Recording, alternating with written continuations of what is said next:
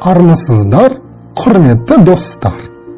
Менің атым Серікбаев Сырым, және бүгін біз христиан әлемінің атақты философы ақвинолог Томас турасында әңгімемізді бастайық деп отырмыз. Ақвинолог Томас немесе Фома есімі тілге оралғанда, біз оны христиан әлемінің атақты философтарының бірегей ретінде еске аламыз. Христиан әлемінде ақвинолог Томас пайда болғанға дейінде кейбіреулер бұл жерде медиоландық Амвросий, Стридондық Иероним, Аврелий Августин және бірінші ұлы Григорий сияқты философтарды есіне түсіре алады. Төртеуі де батыс христиан шіркеуінің ұстаздары ретінде белгілі. Одан кейінде ойшылдар жеткілікті болды. Бірақ ақвинолог Томастың ілімі мен еңбектері батыс христиан білімінің негізіне айналды. Әсіресе Рим католик дәстүрінде болашақ дін өкілдерін дайындау осы ілімге сүйеніп жүргізілді. Фома Аквинскийдің философиясын томизм деп те айтады. Оның қазіргі қалыпқа сай жарияланған еңбектері бірнеше кітап сөресін толтырады. Осыған қарамастан, философ олардың бәрін айтарлықтай аз уақытта 20 жылдың ішінде жазып шықты деп болжамдалады. Фома Аквинскийдің есімі доктор Ангелиус құрметті атағының иегері ретінде жиі айтылады. 21 ғасырда Фома Аквинскийдің еңбектеріне қызығушылық айтарлықтай өсті. Оның философиялық әдістері қазіргі заманның ағымына қарсы келмейді. Сондықтан әлі күнге белсенді түрде қолданылады. Фома Аквинскийдің негізгі идеяларын қамтыған философиялық ағым неотомизм ретінде белгілі. Фома Аквинский Неапольге жақын қамалда 1225 жылы дүниеге келді. Әйгілі христиан философиясының әкесі Аквинас қаласының графы еді. Білім алу үшін Фома 5 жасында Монте-Кассиондағы Бенедикт монастыріне жіберді. Фома 14 жасында Неаполь университетіне оқуға түсті. 20 жасында ол доминикандықтар орденінің мүшесі атанды. Бұл жайт оның отбасын қатты қамықтырды. Ақыры ағалары болашақ философты ұрлап әкетіп, отбасылық қамалда 1 жыл бойы күштеп ұстап отырды. Бірнеше жылдан кейін Фома Аквина отбасы тән қарақаттарына тамсанып, тақуалық таңдауынан бас тартар деген үмітпен оның бөлмесіне жас әрі әдемі қызды әкелді. Бірақ жас жігіт діни жырларды жатқа айта отырып, қызды бөлмесінен қуып шықты. Таңдауына адал болуға бекінген Фома бәрібір үйінен қашып оқуын жалғастырды.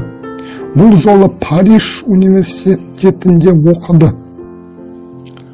Оның мұндағы тәлімгері өте білімді және интеллектуалдық қызығушылығы мол ұстаз ұлы Альберт еді. Ұлы Альбертті әсіресе Аристотельдің еңбектері қызықтырды. Бұл Фома Аквинскийдің философиялық ойларының дамуына едәуір ықпал етті.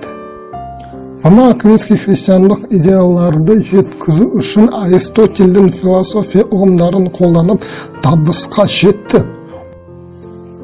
Ол Парижде Аристотельдің арабша аудармасына, мұсылман ғалымдардың тәжірибесіне қарсы күрес ашып, ол аудармаларға тыйым салды. 20 ғасырға дейін Фома Аквинскийдің ілімі, сондай-ақ Аристотельдің философиялық теориялары Рим католик шіркеуінің іліміне нәр берген, және ең маңыздысы, оны тікелей айқындаған қайнар көз болып келді. Фома Аквинскийдің Италияға аттанып, біршама уақыт Папа Куриясының жанындағы Студиум Дженерале оқу орнында теологиядан сабақ берді. Кейін Парижге оралып, сол жерде бірнеше жыл тұрған. Неапольде ол тағы бір Студиум Дженерале ашты. Фома кейін Лионға шіркеу кеңесіне қатысуға шақырылды. Алайда соған бара жатқан сапарында 49 жасында қайтыс болды.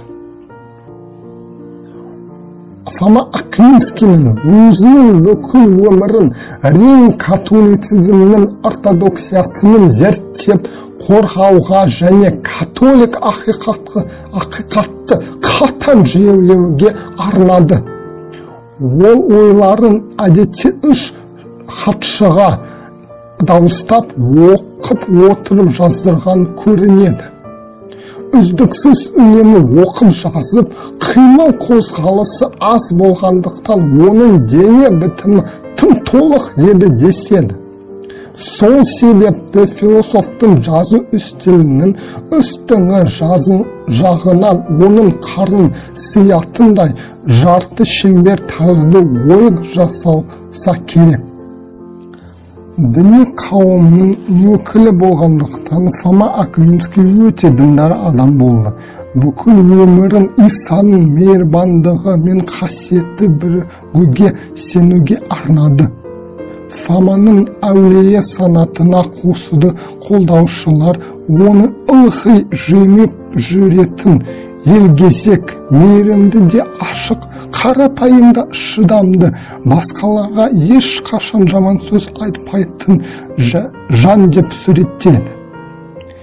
Фома Аквинскийдің 2 негізгі еңбегі христиан дінінің ақиқаттылығын ең әуелі христиан емес ойшылдарға қарсы бағытталған дәлелдер келтіру арқылы жария еткен Summa contra Gentiles, пұтқа табушыларға қарсы сумма, философия суммасы ретінде белгілі, және теология суммасы. Фома Аквинскийдің философиялық теорияларын жасап, еңбектерін жазған кезең исламның христиандыққа қарсы тұра бастаған уақыты еді. Христиан ілімі исламнан көп нәрсені қабылдап, көп нәрсені үйренуге тиістін. Фома Аквинскийдің философиялық жетістіктері мен еңбектері соның дәлелі. Фома Аквинскийдің Тулузада, Якоб шіркеуінде жерленді. Теология, діни теориялардың негізгі ережелерін жүйелеу талпынысы. Ал дін бізді қоршаған нақты дүниенің ақиқат ішкі мәнін көрінуіміздің бейнесі.